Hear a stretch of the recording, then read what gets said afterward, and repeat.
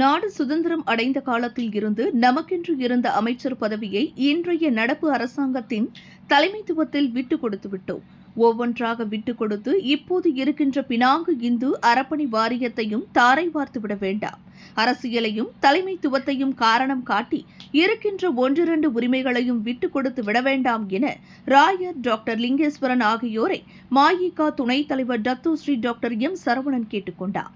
ஆண்டாண்டு காலமாக நமக்கு இருந்த அரசியல் பதவியிலிருந்து மற்ற சலுகைகள் அனைத்தும் காணாமல் போயின.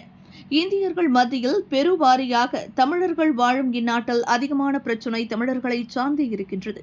எனவேதான் இந்தியர்களின் பிரச்சினைகளை தீர்க்க ஒரு தமிழர் அமைச்சராக இருப்பது மிக மிக அவசியம்.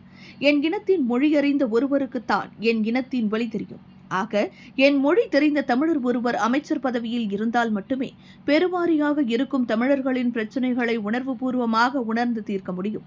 ஆனால் இன்றைய நடப்பு அரசியலில் தமிழர்களுக்கு குரல் கொடுக்க, தமிழர்கள் பிரச்சினையை தீர்க்க ஒரு தலைமைத்துவம் இல்லாத சூழலில் பல்வேறு பிரச்சினைகளை நாம் எதிர்நோக்கி வருகிறோம். நாளுக்கு நாள் இதை நாம் கண்கூடாக பார்த்தும் அனுபவித்தும் வருகிறோம். இந்த சூழலில் இறுதியாக நம்மிடம் இருப்பது தன்மானமும் இந்து சமய அறநிலையத்துறை பதவியும். இதையும் அரசியல் காரணங்களை காட்டி விட்டுக் கொடுத்துவிட வேண்டாம் என கேட்டுக்கொள்கிறேன்.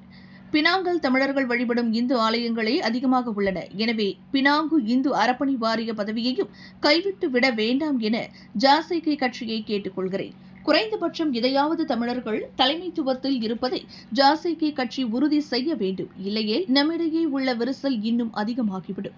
ஆக நிதானமாக யோசித்து நம் இனத்திற்கு எது சரி என்பதை புரிந்து செயல்படவும் தாப்பா நாடாளுமன்ற உறுப்பினருமான டத்தோஸ்ரீ சரவணன் வலியுறுத்தினார்.